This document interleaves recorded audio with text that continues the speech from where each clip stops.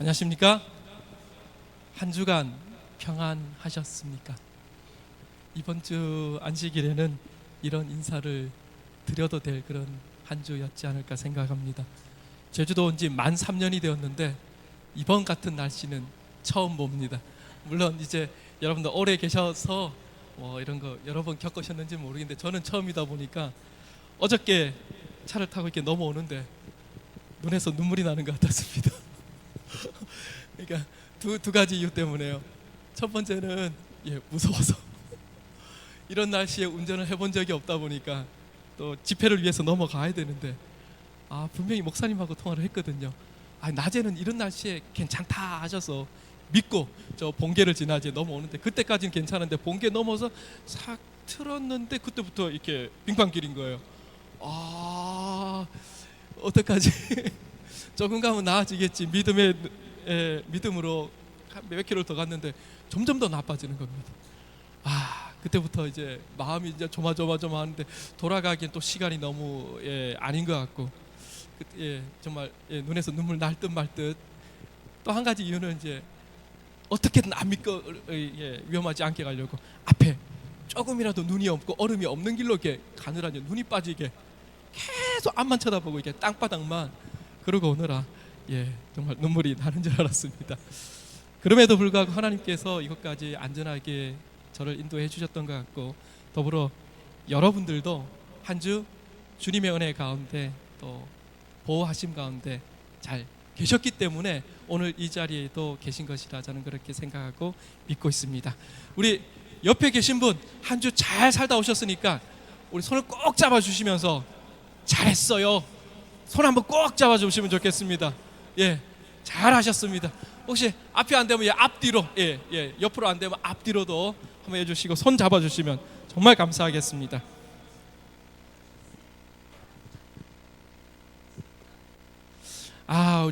제가 제주국제교회를 다니고 있는데 제가 사실 첫날 와서 인사드릴 때에 제가 이렇게 말씀드렸던 것 같습니다. 제가 여러분들 볼 때 여기서 여러분은 성산교회 성도님들입니다. 볼 때마다 그냥 계심만 제가 제 눈에서 보이는 것만으로도 은혜가 되고 감동이 된다고 이렇게 말씀드렸는데 오늘 더 그런 느낌을 많이 받습니다. 제주에서의 교회 역사로는 제일 형님 교회는 아닌데 그런데 개개인을 두고 봤을 때는 정말 우리 웃 어르신 교회가 맞습니다. 그래서 우리 웃 어르신들이 이렇게 건강하게 여기서 건강하게는 육신적으로도 그렇지만 영적으로도 건강하게 계신 이 모습들을 볼 때에 저에게 얼마나 큰 은혜가 계속해서 있었는지 정말 모르겠습니다. 다시 한번 제가 이 자리에 설 수 있도록 또 여러분들이 허락해 주시고 또 이렇게 기회를 주신 하나님께 다시 한번 감사를 드립니다. 이번 한 주 우리가 사경회라는 이유 때문에 제가 이제 제주에서부터 이렇게 넘어오고 함께 화요일부터 이렇게 가지려고 했었죠. 그래서 앞에 보이는 우리 이 책 재림교회 신앙의 심장이라는 책으로 함께 하려고 이렇게 했었는데 날씨가 조금 그랬습니다. 먼저 오늘 우리 본문의 말씀 출애굽기 25장 8절 본문 아닙니다. 본문은 아닌데 우리 출애굽기 25장 8절의 말씀을 우리 다 같이 함께 읽었으면 좋겠습니다. 다 같이 읽겠습니다. 시작. 내가 그들 중에 거할 성소를 그들이 나를 위하여 짓되. 다시 한번 또 큰 감동이 오는 것이 가장 우리 제주의 웃 어른인 되시는 교회인데 목소리는 말씀을 사모하는 마음은 제주에서 최고인 것 같습니다. 가장 젊은 목소리가 정말입니다. 우리 국제교회에서 지금 성도님들 읽으셨던 게 한 반 정도 소리밖에 안 나요. 목회자라서 얼마나 그렇겠습니까? 이게 보니까 우리 담임 목사님의 영향도 큰 것 같습니다. 목사님이 힘있고 또 이렇게 지도력이 있으시고 멋있고 이래서 그런지 교회가 그렇게 따라가는 것 같습니다. 제가 더 본받아야 될 것 같고 더 열심히 해야겠다 이런 생각을 하게 되었습니다. 자, 방금 읽었던 우리 출애굽기 25장 8절은 우리가 성소론을 배울 때 사실은 초반에 꼭 읽어야 되는 말씀 중에 하나입니다. 내가 그들 중에 뭐할? 거할 성소를 그들이 나를 위하여 주되. 여기서 거하다는 것은 이제 뭐 히브리어로 뭐 샤칸이다 뭐다 이렇게 하는데 성소가 여러분 어떤 모양입니까? 예, 지금 우리 교회와 여기 출애굽기 25장에 나오는 이 성소와 비교하면 어떤 게 더 좋은 것 같아요? 우리 인간적인 안목의 눈으로 볼 때는 당연히 우리 교회죠, 그렇죠? 왜 그렇습니까? 거기 벽이 이렇게 잘 튼튼해요. 천막이 이게 지붕이 거긴 비가 오면 비 떨어질까 막 고민해야 됩니다, 그렇죠? 성소기말 쳤지는 않을까 막 고민해야 돼요. 진설병이 떨어져가지고 이 떡이 다 녹아내리진 않을까. 다행히 비가 많이 오지 않는 지역이라 그런 걱정은 덜하겠지만 아마 지금 그 갖다 놓으면 전날 밤처럼 눈보라가 불고 이러면 이 세마포들이 어떻게 잘 버티고 있으며 이 천막 사겹천이 이렇게 덮여져 있는데 그게 잘 붙어 있을까 고민해야 되는 정말 어떻게 보면 참 인간적인 눈으로는 보잘것없는 그런 성소. 그런데 하나님께서는 그것을 짓게 하시고요. 이유를 내가 그들 중에 뭐할? 거할. 여기서 이 거하다는 거는 성소가 모양이 어떤 거냐면 쉽게 얘기하면 천으로 만든 집이잖아요. 천으로 만든 집이 이 세상에 어디에 있습니까? 언제 볼 수 있습니까? 우리 제주도에서 많이 보게 되더라고요. 캠핑장에 가니까 텐트예요. 텐트는 다 천으로 저어져 있습니다. 금방 접을 수 있고 금방 갈 수 있고 그런 천으로 되어 있는 그곳에 하나님께서 뭐 하겠다고요? 내가 너희들과 함께 거하겠노라. 난 거하고 함께 몸을 맞부대끼고 너희들과 함께 있고 싶어 하는 곳이 바로 성소라는 것입니다. 여러분, 뭐 좋은 예는 아닌데 같이 사는 사람이 있습니다. 우리 사랑해서 같이 살게 되었고 사랑해서 여기까지 왔는데 이 사랑이 간혹 많지는 않은데 간혹 한숨 나올 때가 있을까요? 예. 없습니까, 목사님? 우리 목사님은 크게 말했습니다. 없어요.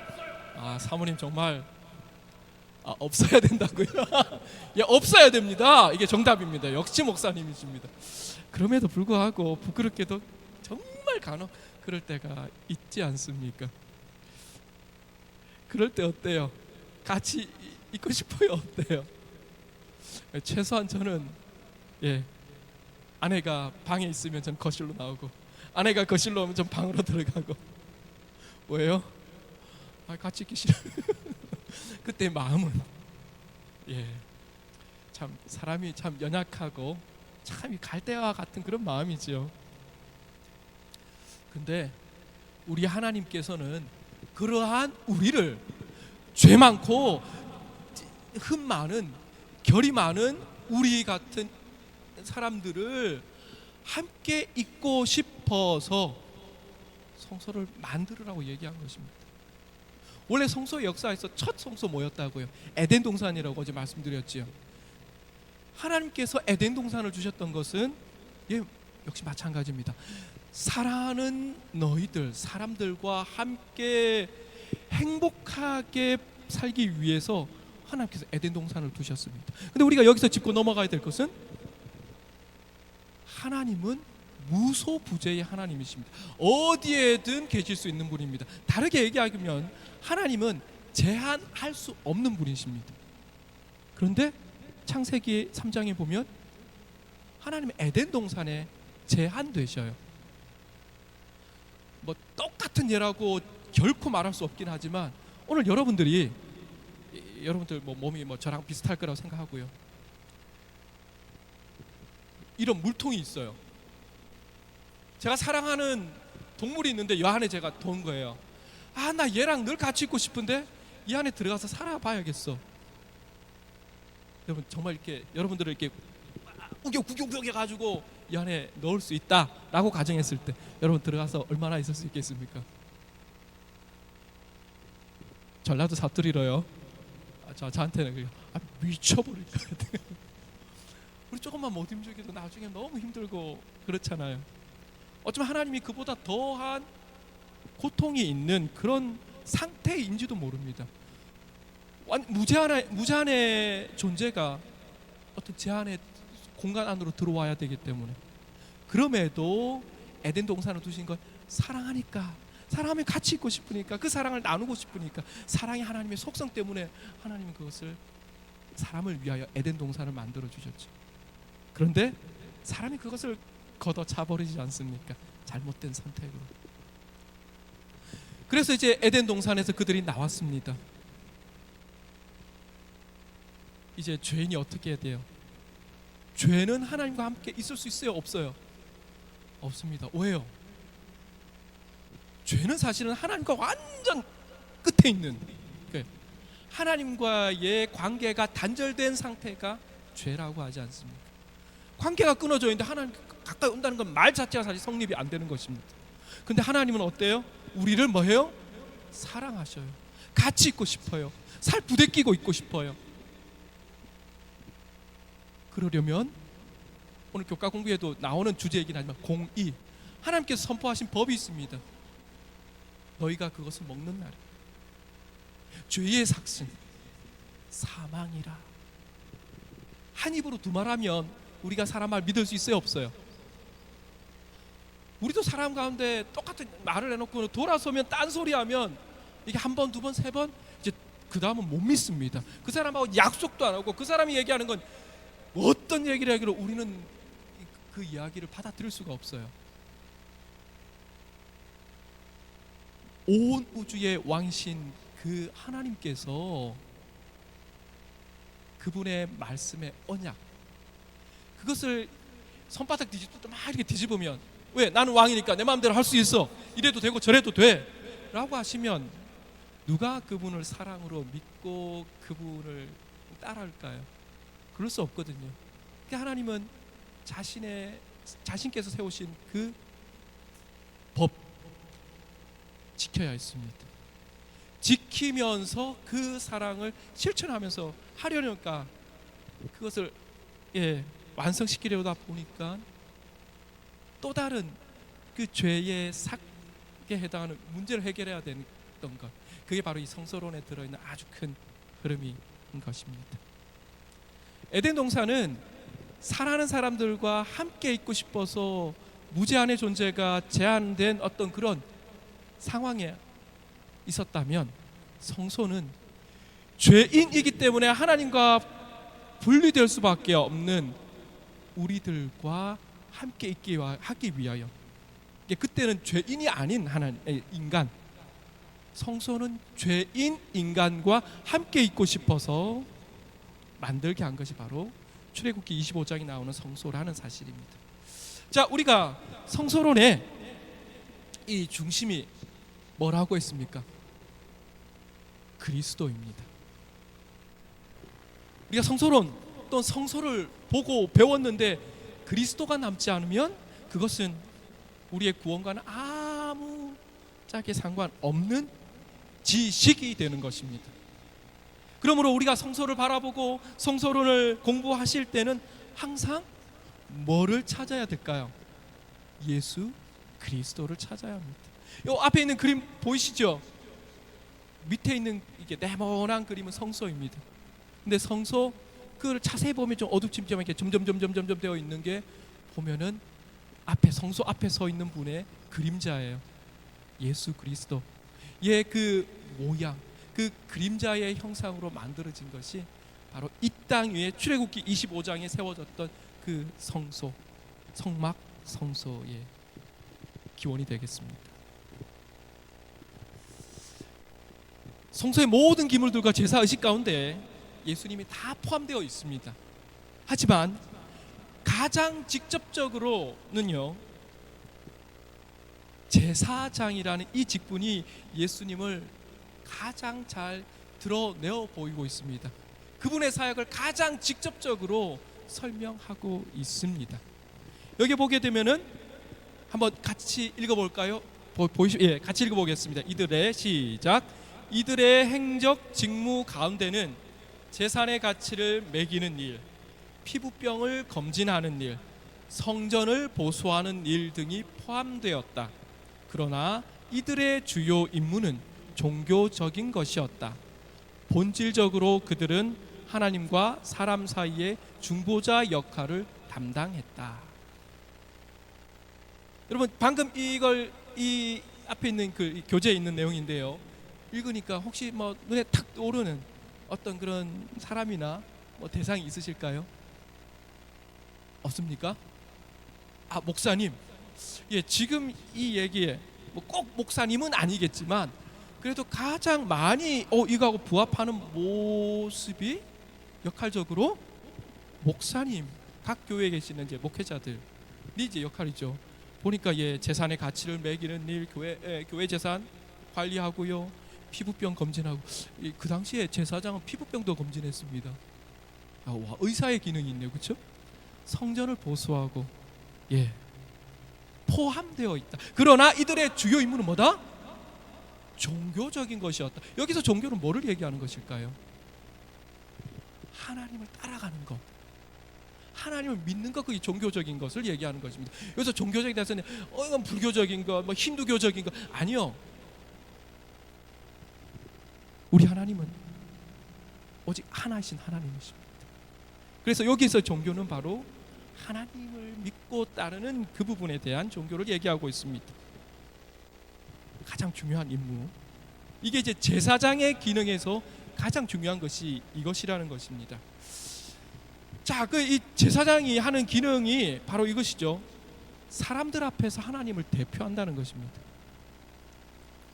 또 하나님 앞에서 백성들을 대표하고 있습니다. 이게 무슨 말이에요? 하나님 앞에 가면 사람 대표하고, 사람들 앞에 가면은 하나님 대표하고, 이랬다 저랬다 한다는 얘기인가요? 아닙니다. 사람은 하나님께로 직접 나아갈 수 없습니다. 왜요? 죄 때문에. 나가면 바로 죽을 수밖에 없어요. 왜 그러냐면 죄와 형벌은 따로 떼어놓을 수가 없습니다. 죄는 소멸되는 것이 하나님의 법의 원칙입니다. 그래서 성소를 두셨던 겁니다. 우리가 직접 그 일을 할 수가 없어요.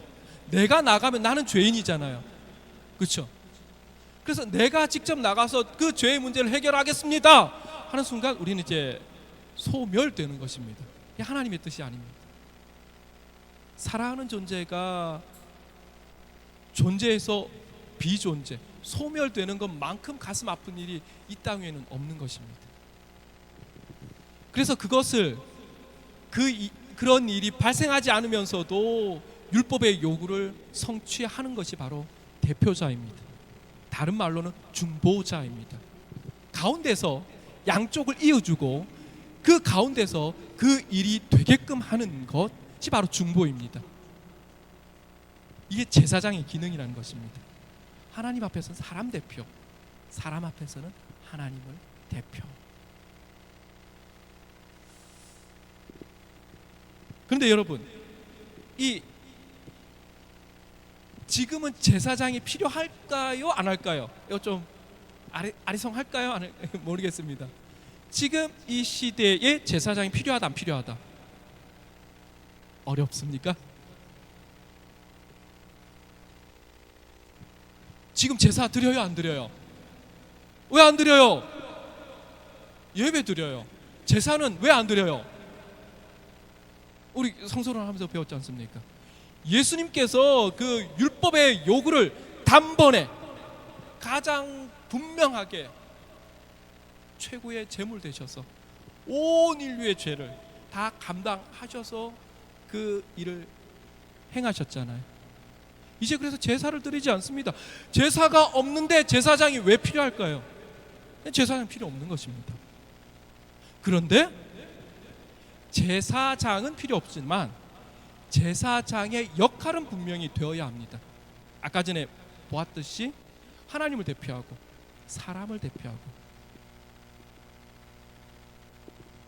종교적인 그 일에 몰두하고 교회를 관리하고 책임지고 사람을 보살피고 돌아보고. 근데 성경에 여기에 있는 사람들 누가 제사장이 있다라고 얘기 딱 지목해 두는 부분이 있을까요? 보셨을까요? 목사님이요? 성경 어디에 있는지 성경에는 없습니다. 성경에는 지금 예수님이 십자가 달려 돌아가신 이후로는 베드로전서에서 분명히 얘기하고 있습니다. 너희는 제사장입니다. 목사님만 제사장이 아니에요. 여러분들도 제사장이에요. 여러분들의 가정에서, 또 여러분들이 속한 어떤 단체나 그 소속된 곳에서 여러분들이 제사장이 되어야 한다라고 성경은 얘기하고 있는 것입니다. 사람들 앞에서 하나님을 대표해야 합니다.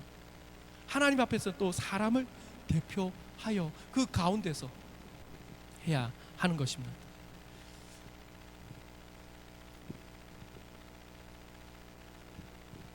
제가 마음이 많이 참 급합니다. 해야 되고 하고 싶은 거 많고 한데 이렇게 다 할 수는 없잖아요. 이번 주에 이렇게 날씨 때문에 이게 주말 붕괴 같은 사경회 같은 주말 붕괴, 조금 이 날씨 때문에 뭐 그러다 보니까 또 이렇게 제가 아마 목회자 중에서, 제주에 있는 목회자 중에서는 제일 이렇게 언변에 좀 약한, 달란트를 좀 더 적게 받은 그런 목회자인 것 같아서 좀 부담이 있음에도 불구하고, 그래서 이제 제가 많은 것을 못하지만 꼭 해야 될 것은 그래도 전달해야 한다라는 생각으로 원래 준비된 것만 하려고 어제 목사님 저 준비된 것만 할 겁니다, 더 하세요라고 하셨지만 제가 아닙니다라고 분명히 얘기했는데 아침에 계속 들리는 음성이 있는 겁니다. 아닙니다, 이거 해야 된다. 깊이 있게 다 들어갈 시간이 없기 때문에 정말 수박 겉 핥기만 하겠습니다.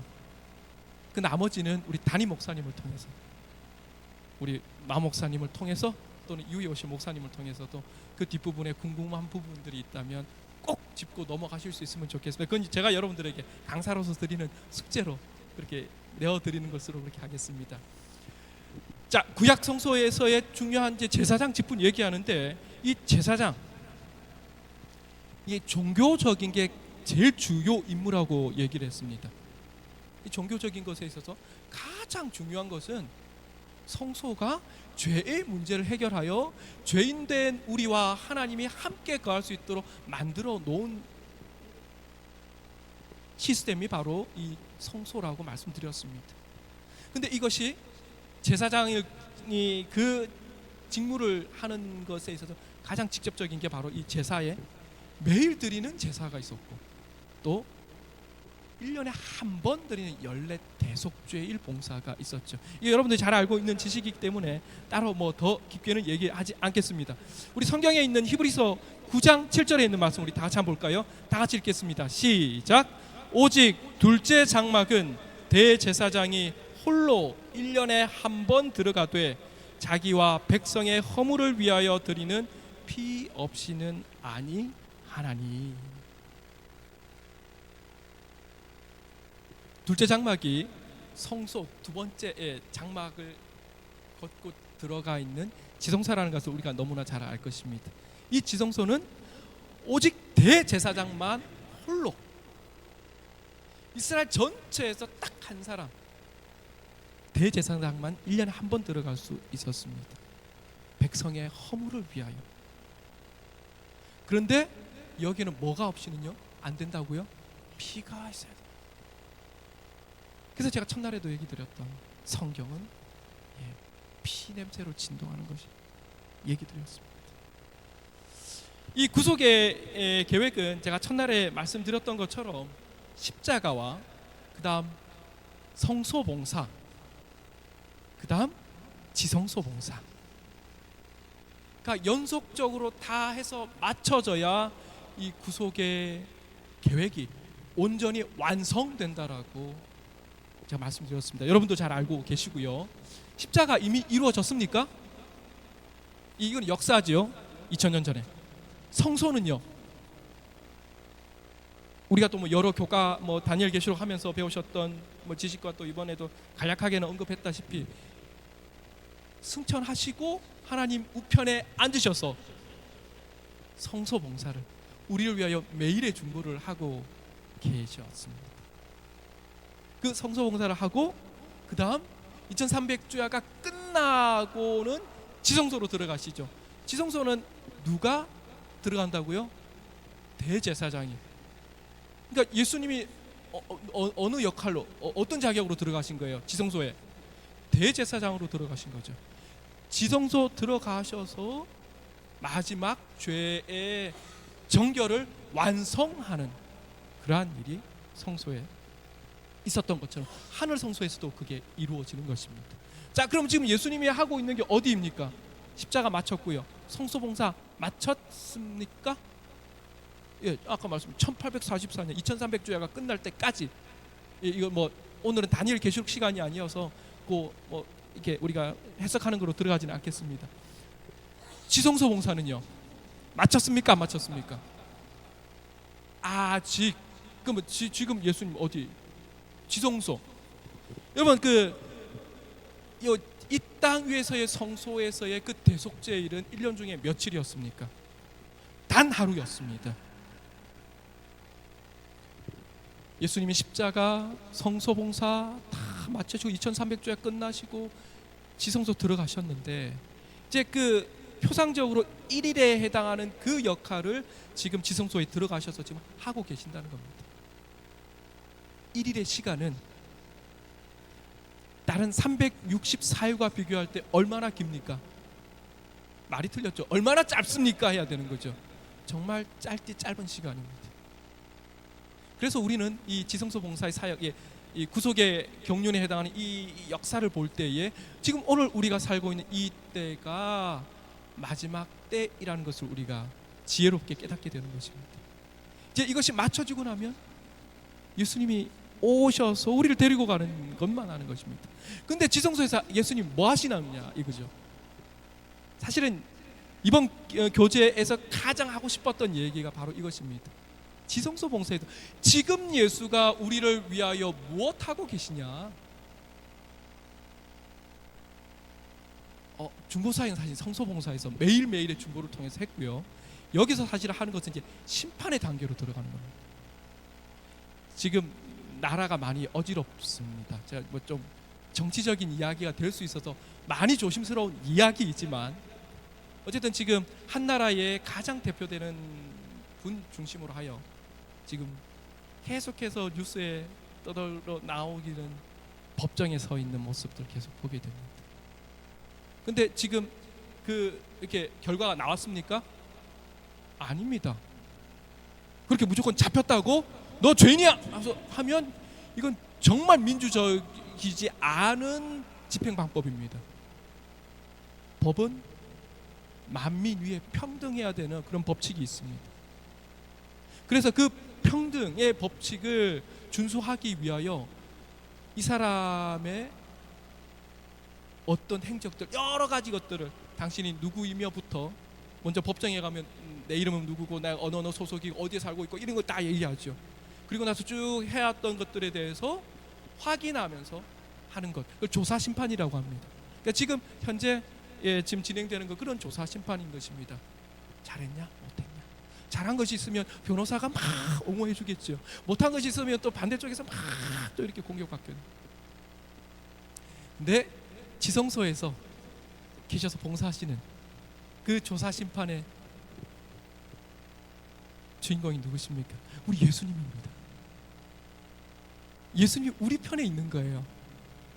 그래서 지금도 뭐 보니까 어떤 대법관이 이쪽 편이네 저쪽 편이네 어쩌네 저쩌네 막 이런 얘기를 하는 것 같은데 정치적으로 얘기 우리가 교회 안에서는 정말 안 해야 됩니다. 아시죠? 이유는 정치는 각 사람마다 이렇게 취향이 다르게 수 있기 때문에. 그럼에도 불구하고 제가 그 얘기를 드렸던 이유는 오늘 우리가 처해 있는 이 심판의 그런 국면들이 역시 성소에서도 이 하나님의 법을 집행하는 데 있어서도 동일하게 적용될 수 있다는 것입니다. 근데 그게 이제 조사 심판. 이제 조사 심판이 다 끝나고 나서 법관들이 다 모여가지고 이제 얘기해서 심판하는 최종의 것이 선고 심판입니다. 주문 누구는 이리 하여 이런 내린다. 이게 마지막 선고 심판이 있는 것입니다. 그 선고 심판은 이 조사 심판이 끝나야 할 수 있는 것입니다. 지금은 그 단계이라는 것입니다. 제가 오늘 시간 안에 마칠 마음으로 왔다가 목사님, 우리 담임 목사님 오늘은 좀 더 쓰셔도 됩니다 하셨던 말씀에 제가 굳게 의지하여 제가 감히 조금 시간을 좀 더 쓰려고 준비해 오기는 했습니다. 우리 한번 성서를 보셔서 뭐 다 아시는 것처럼, 그래서 뭐 여기 다 아시죠? 이것도 넘어가겠습니다. 제가 준비한 거 다음에 또 욕심인 것 같습니다. 자, 오늘 제가 정말 하고 싶은 얘기는 어찌 보면 성소론의 성소를 얘기하고 조사 심판에 대한 얘기를 해야 되는 게 어쩌면 맞을지 모르겠는데, 안식일 날 예배 때는 좀 우리가 공부라는 느낌보다는 좀 은혜를 나누는 쪽이 좋겠다 싶어서 제가 주제를 피에다가 맞췄습니다. 첫날에서부터 제가 계속 얘기하고 있는 피입니다. 자, 이 피에 대한 얘기를 이제 제가 하고 이번 주에 사경에 같으면서도 주말 부흥회 같은 이 기간을 제가 이제 마무리하려고 합니다. 우리 다 같이 출애굽기 32장 20절의 말씀 우리 함께 마음을 맞춰서 소리 맞춰 읽어보도록 하겠습니다. 시작. 모세가 그들이 만든 송아지를 가져다가 불살라 부수어 가루를 만들어 물에 뿌려 이스라엘 자손에게 마시게 하니라. 자, 우리가 처음 아까 전에 읽었던 건 출애굽기 25장 8절, 나를 위해 성소를 만들어 너희 중에 거할 성소를 만들어. 이제 성소를 만들어란 첫 번째 언급이 출애굽기 25장에 나오는데, 여기서는 이제 32장 조금 뒤에 있는 부분입니다. 그 이야기가 나온 이유라는 것을 우리가 충분히 알 수 있는 부분이지요. 출애굽기 32장 20절을 보게 되면 앞에 뭐가 나옵니까? 그들이 만든 송아지 이야기가 나옵니다. 그래서 오늘 본문의 말씀을 이해하려면 지금 여기 출애굽기 32장 20절의 이 이야기를 이해하기 위해서는 우리가 먼저 이 바로 직전에 어떤 일이 있었는지를 분명히 알고 넘어가야 할 필요성이 있는 것 같습니다. 물론 여러분들 대부분은 다 아시는 이야기인 것 같아서 자, 길게는 얘기하지 않겠지만 짧게나마 함께 나눠보도록 하겠습니다. 우리 함께 출애굽기 32장 1절의 말씀 우리 또 다 같이 한번 읽어보도록 하겠습니다. 시작. 백성이 모세가 산에서 내려옴이 더딤을 보고 모여 백성이 아론에게 이르러 말하되 일어나라, 우리를 위하여 우리를 인도할 신을 만들라. 이 모세 곧 우리를 애굽 땅에서 인도하여 낸 사람은 어찌 되었는지 알지 못함이니라. 모세의 인도로 이스라엘 백성들은 애굽 탈출을 성공했습니까? 실패했습니까? 성공합니다. 그렇죠? 이후 모세는 하나님으로부터 율법, 즉 10계명을 받기 위해서 혼자 제 신의 산으로 올라갔습니다. 그런데 산으로 올라갔던 그들을 출애굽시키고 인도했던 지도자가 내려와요? 안 내려와요? 아예 안 내려와요. 보이지도 않는 거예요. 무슨 소리만 나요? 하늘에 저 시내산 저쪽에서 막 구름이 빽빽하게 있는데 우르릉깡깡 우르릉깡깡 번쩍번쩍. 아, 무서운 겁니다. 이건 충분히 이해할 수 있죠. 우리의 지도자가 우리의 눈에 보이지 않으면 사람은 불안해지는 것입니다. 그 불안의 상태가 이제 이 시내산 밑에 있는 우리 이스라엘 백성들의 심리적인 그런 상태였습니다. 그렇게 이제 눈에 보이지 않는 그 모세가, 우리의 지도자가 하루, 이틀, 사흘 그렇게 지나 일주일이 흘렀는데 또 2주일이 지났는데 모세가 내려옵니까? 안 내려와요. 우리는 너무 유한한 존재이기 때문에 어떤 우리가 기다릴 수 있는 어떤 한계치가 있는데 그걸 넘어가면 이제 사람이 이제 좀 이성을 좀 잃기도 하고 정상이 아닐 수도 있습니다. 사람들이 눈앞에 보여야 하는 그가 보이지 않자 점점점 걱정하기 시작합니다.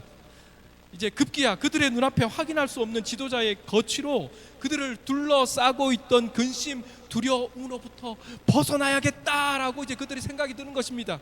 그래서 그들 자신을 위하여, 우리를 위하여 그들을 인도할 신, 신을 만들라. 여기서 신은 뭔가요? 하나님을 만들라는 얘기입니까? 우리가 우리 손으로 만든 신은 하나님일 수 없습니다. 아까 장로님께서도 말씀하셨죠. 하나님은 스스로 있는 자라고요. 스스로 있는 자를 우리가 또 만들 수가 없어요. 그건 우리의 작품이거나 우리의 뭐 어떤 뭔가 물건이에요. 그런데 이스라엘 백성들이 그들의 불안함을 달래고 그들을 인도할 어떤 신을 만들었던, 우리를 위하여 만들자. 그게 금송아지였습니다.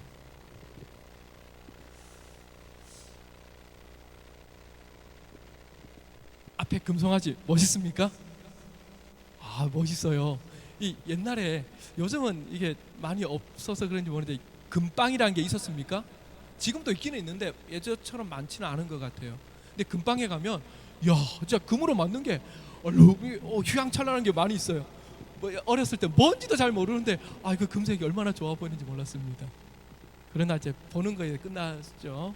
얼마나 비싼 건지는 나이 들고 나서야 알았습니다. 정말 비싼 것들구나. 이스라엘 백성들은 자신들의 몸에 지니고 있던 금으로 만든 온갖 장신구들을 다 모읍니다. 그렇게 해서는 그 모은 장신구, 그 금을 녹여가지고 송아지 형상의 우상을 만들었습니다. 왜 송아지 형상의 우상을 만들었을까요? 그들이 시내산에 오기 전에 어디에 있었습니까? 애굽에 있었습니다. 애굽에서 몇 년 있었습니까? 400년 있었습니다. 물론 400년 있었다 한 사람이 400년은 쭉 있을 수는 없을 것입니다. 몇 세대가 살았겠죠. 몇 세대 살면서 듣고 보고 하는 것들이 이제 이전에 그 400년 이전의 것과 많이 달라졌을 것입니다. 근데 참 눈에 보는 것이 우리에게 많은 영향을 준다는 것입니다. 이집트는요, 애굽은요 정말 우상천국이었습니다. 무슨 신 수천 가지 신들이 있습니다. 근데 그 중에 대표 신이 바로 이 황소의 신 아피스가 정말 대표적인 신이었습니다. 그래서 그들이 보았던 이 대표 신 중에 하나인 황소를 그들이 보고 배운 거예요. 그게 은연중에 우리는 하나님의 백성이야, 우리는 이스라엘이야라고 믿고 있었던 자부하던 그들의 깊은 마음 가운데는 이미 우상의 그 사상이 들어있었던 겁니다. 그렇게 보고 배웠기 때문에 하나님의 인도하심으로 출애굽에서 성공한 이 이스라엘 백성들이 자신들을 위하여 인도할 금송아지를 만들었던 것입니다. 근데 그 금송아지를 만들고 있을 때에, 그리고 그 금송아지를 만들어서 그 금송아지에게 막 제사 드리고 있을 때에, 그때 이스라엘의 지도자 모세는 뭐 하고 있었습니까? 시내산에서 십계명 받고 있었어요. 하나님의 그분 당신의 성품이 들어있고 그분의 법칙이 들어있는 그 십계명을 받고 있었던 것입니다. 그 중에 이런 말씀도 있죠. 너는 나 외에는 다른 신들을 내게 있게 말지니라. 너를 위하여 새긴 우상을 만들지 말고 또 위로 하늘에 있는 것이나 아래로 땅에 있는 것이나 땅 아래 물속에 있는 것에 아무 형상이든지 만들지 말며 그것들에게 절하지 말며 그것들을 섬기지 말라. 이런 율법을 받고 있는 그 시각 동시에 그들은 그것을 하고 있었습니다. 우리 다 같이 출애굽기 32장 7절로 10절의 말씀 우리 다 같이 읽어보도록 하겠습니다. 시작. 여호와께서 모세에게 이르시되 너는 내려가라. 내가 애굽 땅에서 인도하여 낸 내 백성이 부패하였도다. 그들이 내가 그들에게 명령한 자기를 위하여 송아지를 부어 만들고 그것을 예배하며 그것에게 제물을 드리며 말하기를 이스라엘아 이는 너희를 애굽 땅에서 인도하여 낸 너희 신이라 하였도다. 9절 10절 이어집니다. 여호와께서 또 모세에게 이르시되 내가 이 백성을 보니 목이 뻣뻣한 백성이로다. 그런즉 내가 하는 대로 두라. 내가 그들에게 진노하여 그들을 진멸하고 너를 큰 나라가 되게 하리라. 이스라엘 백성들이 부패하여 자신들을 위하여 우상을 만들고 그것을 예배하고 그것에게 제물을 바치고 있는 이 이스라엘 백성들을 지켜보고 계시던 하나님께서 모세를 통하여서는 큰 나라가 되게 하고 우상 숭배를 했던 이스라엘 백성들은 멸하시기로 그렇게 마음에 작정하십니다. 그래서 이렇게 얘기했던 것입니다. 자, 모세 입장에서 이 얘기를 들으면 어땠을까요? 감사합니다 하나님. 그래도 저는 하나님께서 붙들어 주셔서 저를 통하여 아브라함과 같은 그 약속을 저와 함께 해주시니 이 얼마나 영광인지 모르겠습니다. 하나님 감사합니다. 어쩌면 이게 인간의 상식적인 반응인지 모르겠습니다. 일반적인 반응인지 모르겠습니다. 그런데 하나님께서 세우신 그 지도자 모세의 반응은 32장 32절에 이렇게 얘기합니다. 우리 다 같이 읽어보겠습니다. 시작. 그러나 이제 그들의 죄를 사하시옵소서. 그렇지 아니하시오면 원하건대 주께서 기록하신 책에서 내 이름을 지워버려 주옵소서.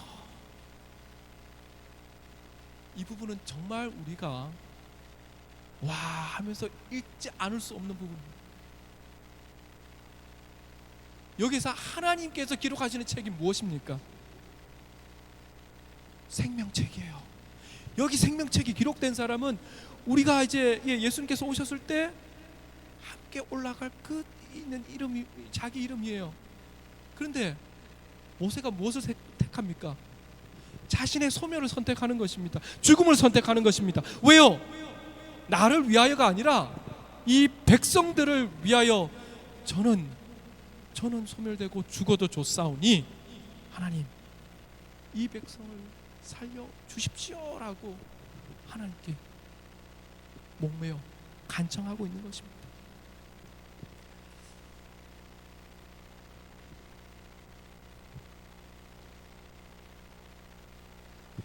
(32장 32절에) 다른 부분 예전에 지금 보시는 대부분의 성경은 개역 개정 성경이죠.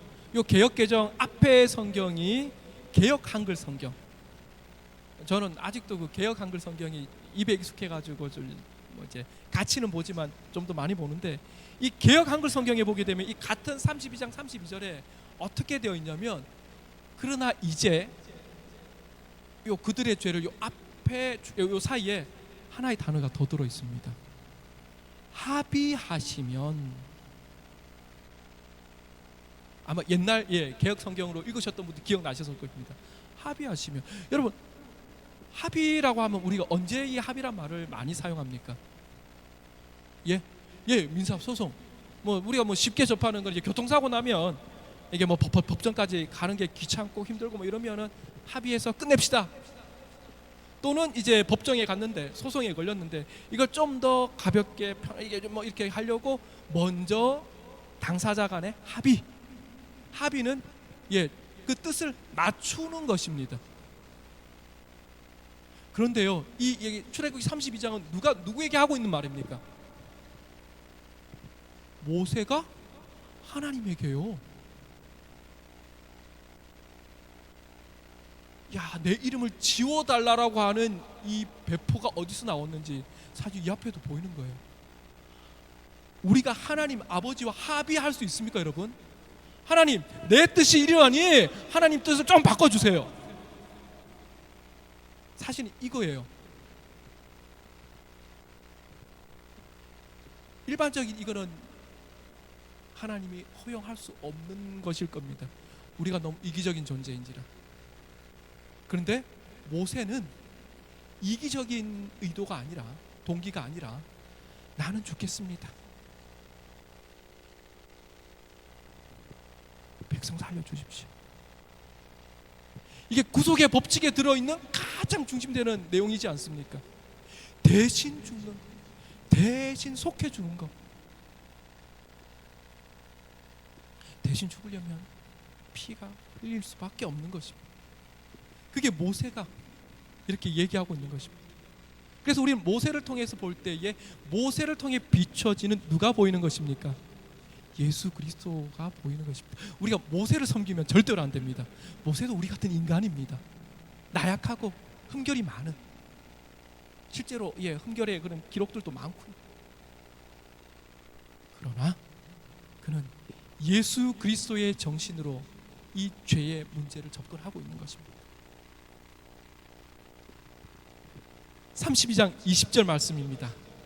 이런 배경 가운데서 출애굽기 32장 이제 20절 얘기가 이제 나왔던 것입니다. 우리 아까 읽기는 했지만 다시 한번 기억을 위해서, 되살리기 위해서 같이 읽어보도록 하겠습니다. 다 같이 읽겠습니다. 시작. 모세가 그들이 만든 송아지를 가져다가 불살라 부수어 가루를 만들어 물에 뿌려 이스라엘 자손에게 마시게 하니라. 여러분, 출애굽기 32장에 지금부터 나오는 이 이야기, 여러분 어떻게 읽으셨는지 모르겠습니다. 이해가 되셨는지 모르겠습니다. 그냥 뭐 이렇게 하라 해서 이렇게 다 마시고 뭐 어떻게 나중에 다 정리되고 뭐 누구는 죽고 누구는 살고 뭐 이런 이야기인가? 뭐 결과적으로는 그 이야기가 맞는데, 저 여기에 대해서 좀 우리가 이제 오늘은 조금 인간이 이해할 수 있는 범주인 과학의 접근법을 가지고 이 부분에 좀 한번 설명해 보려고 합니다. 이게 맞을 수도 있고 아닐 수도 있다라고 생각하시는 분이 계실지 모르겠지만, 그러나 그 중심 사상 속에 들어있는 중심되는 그 메시지는 오늘 우리가 기억할 수 있으면 좋겠습니다. 오늘 말씀의 제목 그리스도의 피, 이거 기억하시면서요. 자, 이 말씀에 이제 보게 되면 모세가 금송아지를 어떻게 했다고 얘기합니까? 불살라, 그 다음은요 부수어, 그리고는 가루를 만들어서 또요 물에 뿌려서, 그 다음에 그게 이스라엘 자손이 지금 뭐 했는데요? 죄 지었어요. 우리 하나님 선택 안 하고 우상 선택할래요? 이나 황금 금땡이 송아지 선택할래요? 하나님은 저버린 이제 죄에 또 죄인의 상태가 되어버린 거예요. 이 죄인에게 지금 이렇게 하라라고 모세가 이렇게 얘기합니다. 금송아지를 불살라서 완전히 파괴시켰다고 기록하죠. 이게 우상입니다, 그렇죠? 금송아지는 우상이라는 것이 그들의 삶 속에서 얼마나 불필요한 것인지, 그리고 얼마나 무가치한 것인지를 철저하게 가르치기 위해서 모세는 이러한 결단과 지시를 하게 됩니다. 자, 사도 바울도 이 우상에 대해서 고린도전서 8장 4절에 이렇게 얘기하고 있습니다. 우리가 우상은 세상에 아무것도 아니며 또한 하나님은 몇 분? 한 분밖에 없는 줄 아노라. 여러분, 일반적으로 우상이라고 하면 여러분 무엇이 떠오르십니까? 어떤 뭐 동상, 아니면 뭐 돌덩이 막 쌓아놓은 거, 그거, 아니면 제사상 들고 있는 이제 그 모습들, 어쨌든 어떤 동상이나 뭐 사물들, 어떤 모양을 가지고 있는 그런 것들 떠올리시죠. 그런데 성경이 말하는 우상은요, 외형적인 어떤 형태를 지닌 것들만 말하지 않습니다. 물론 그것도 우상의 일종이지만 근본적으로는 하나님보다 더 사랑하는 그 어떤 것, 그것이 우상이라고 성경은 한결같이 말씀해주고 계십니다. 여러분, 오늘 나의 삶 속에 어떤 우상이 있을까요? 혹 지금 내 마음속에 하나님보다 더 사랑하는 무언가가 있다면 그게 바로 우상입니다. 모세가 금송아지를 부숴 버렸던 것처럼 과감히 그것을 파괴하실 수 있는 믿음, 그리고 용기 갖게 되시기를 간절히 소망합니다. 그렇게 하실 결단 또한 하시게 되기를 주의 이름으로 축원합니다. 우리 다시 아까 전에 앞에 있었던 거를 조금 더 다시 들어가면, 모세가 금송아지를 어떤 과정으로 완전히 없애버렸는지 아까 32장 20절의 말씀을 통해서 우리가 이제 이해할 수 있습니다. 첫 번째, 불살랐고요. 두 번째, 부쉈습니다. 그 다음에 가루를 만들고, 네 번째, 물에 뿌려서 마셔버렸습니다. 이 과정을 통해서 이 결과는 이제 어떻게 됐습니까? 금송아지는 완전히 사라져 버렸습니다. 눈앞에 보입니까? 안 보입니까? 눈앞에서 보이지조차도 않습니다. 이거 내 밥이다 먹어버려 뭐 이런 겁니까? 어쨌든 마셔버렸습니다. 이제 마셔버렸으니까 뭐 궁극에는 어떻게 되었을까요? 뭐 뒤로 나오고 이게 뭐 이렇게 다 가장 지저분하게 이렇게 뭐 처리가 되어서 나와 완전히 똥 같은 존재가 되어버렸겠죠. 우상이 그런 존재라는 걸 보여주는 것입니다. 그런데 왜 모세가 왜 그것을 물에 뿌려서 백성들에게 마셔버리게 했을까요? 그냥 그래 좋아요. 완전히 다 부수고 가루를 만들고 그 광야인데 그냥 광야에 널려 있는 모래나 먼지에다 같이 날려버려도 될 것 같은데 굳이 모세는 그것을 물에 뿌린 것을 또 그거를 마셔라라고 명했을까요? 이 부분에 대해서 이제 과학자들이 설명해 주는 부분들이 있습니다. 동일한 내용인데 신명기 9장 21절 모세가 이날의 사건을 회상하면서 기록했던 동일한 내용이 신명기 9장 21절에 나옵니다. 우리 다 같이 한번 읽어보겠습니다. 거의 비슷해서 아마 뭐 이해하기 쉬울 것입니다. 다 같이 읽겠습니다. 시작. 너희의 죄 곧 너희가 만든 송아지를 가져다가 불살라 찢고 티끌같이 가늘게 갈아 그 가루를 산에서 흘러내리는 시내에 뿌렸느니라. 여기에 아까 전에 봤던 출애굽기에 보이지 않는 몇몇 단어가 등장합니다. 불사르고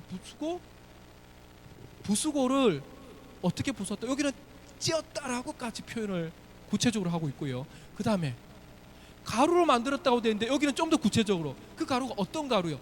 티끌같이 정말 부드럽게 갈았다는 뜻입니다.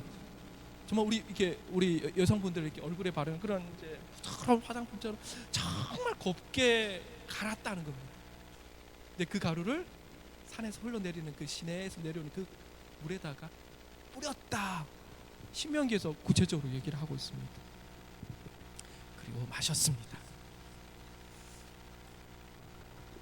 과학자들이 이 부분에 대해서 이렇게 말하기를 신명기 9장 21절대로 하면요, 부수고 가루로 만들고 찢고 정말 부드럽게 티끌같이 만들어서 그렇게 물에다가 뿌리면 그 물이 어떻게 되냐면 오른쪽에 있는 저 상태가 됩니다.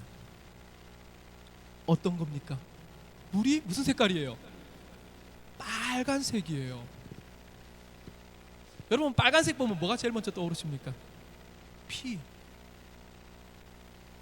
맞습니다. 모세가 왜 이런 일련의 일들을 이 백성들로 하여금 죄 지은 백성들로 하여금 이 일을 시켰는지 이제 과학자들이 이제 풀어주는 것입니다.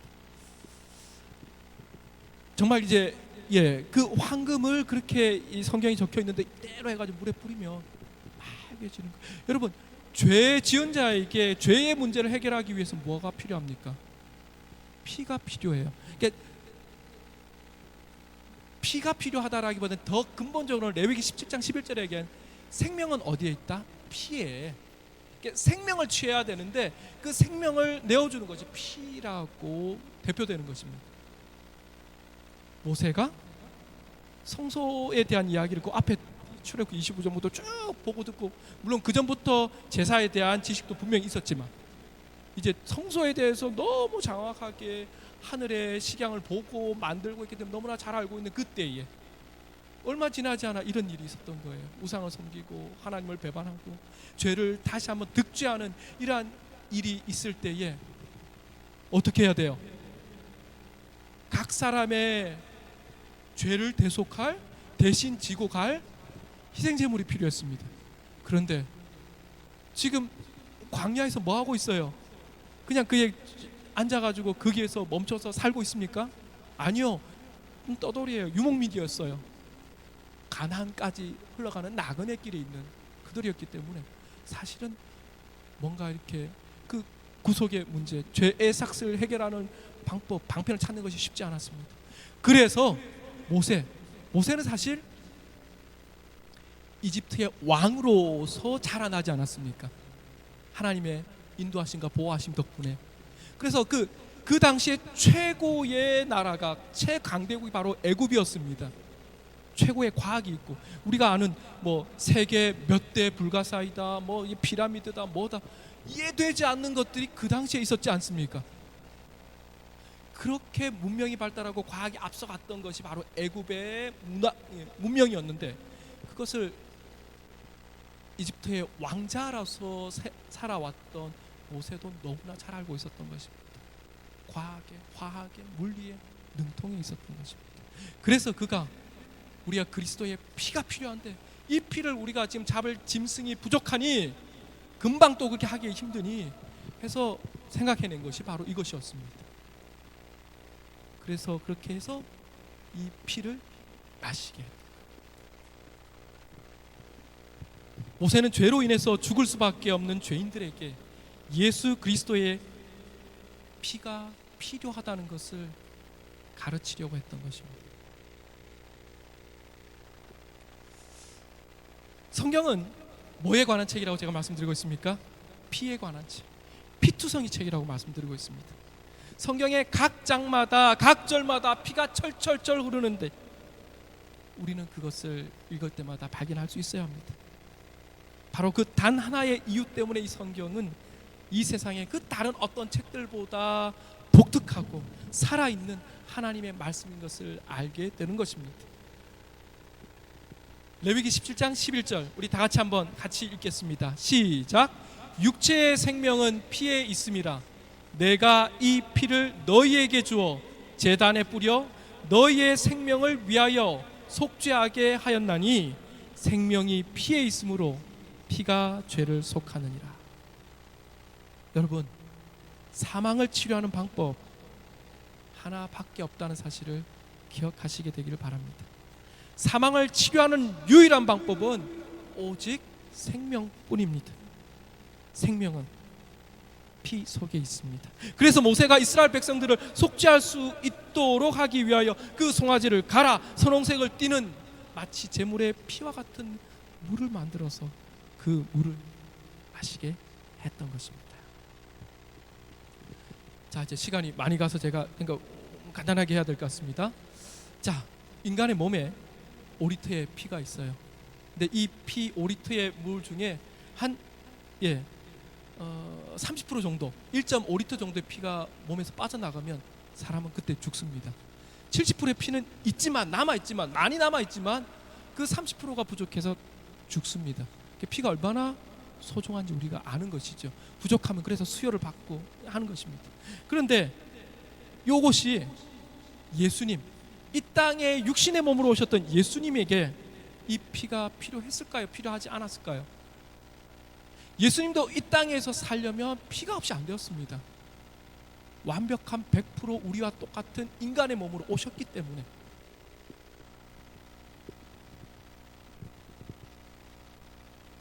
오늘 우리의 몸에 피가 순환되지 않으면 우리는 목숨을 잃게 되는 것입니다. 생명은 피 안에 있는 것입니다. 창세기 2장 17절 네가 먹는 날에는 정녕 죽으리라. 모든 인간은 죄 많고 타락한 이 피가 아담의 피로부터 이어져 내려왔습니다. 그래서 오늘 우리의 상태는 범죄와 죄 안에서 죽어 있는 상태입니다. 이 말씀에서 우리가 통해 알게 되는 것처럼 아담이 에덴 동산에서 선악과를 먹음으로써 죄의 그 무서운 독소가 계속해서 이어져 내려오고 있는, 그래서 인간은 죽을 수밖에 없는 존재로 오게 되는 것입니다. 오늘 이 자리에 계신 분들 중에 피 없이 살 수 있는 사람은 없습니다. 근데 이 우리의 피는 영원한 피가 아닙니다. 우리에게서 이 영원한 피는 바로 완벽한 피, 예수 그리스도의 피가 있어야만 되는 것입니다. 그런데 여러분, 이제 거의 끝내야 될 것 같은 시간인지라 제가 마음이 급합니다. 이 그리스도의 피를 취하지 않은 사람은 살 수 없었습니다. 그때 이 물을 마시라고 해놓고 했는데 그 중에 이 피의 물을 마시지 않은, 이 빨간 선홍색의 물을 마시지 않는 수천 명의 사람들이 있었어요. 하나님은 그들을 레위인을 통하여 멸하십니다. 이게 뭡니까? 구속의 피는 이미 흘려 주셨는데 그것을 내 것으로 만들지 아니하면 살 수 없다는 것을 얘기합니다. 예수 그리스도께서 2000년 전에 그 피를 흘려 주셨는데 내가 그것을 내 거로 만들지 못하면 나는 예수님하고 아무 상관없는 사람이 된다는 것입니다.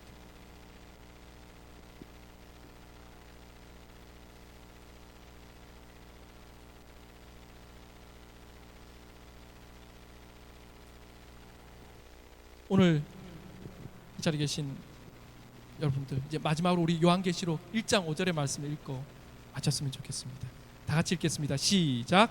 또 충성된 증인으로 죽은 자들 가운데서 먼저 나시고 땅의 임금들의 머리가 되신 예수 그리스도로 말미암아 은혜와 평강이 너희에게 있기를 원하노라. 우리를 사랑하사 그의 피로 우리 죄에서 우리를 해방하시고. 오늘 이 자리에 계시는 저와 여러분들이 그의 피, 예수 그리스도의 피로 죄에서부터 노임받고 영원한 영생을 소유하실 수 있는 우리 모두가 되기를 간절히 바라면서 길었던 말씀을 마치도록 하겠습니다. 감사합니다.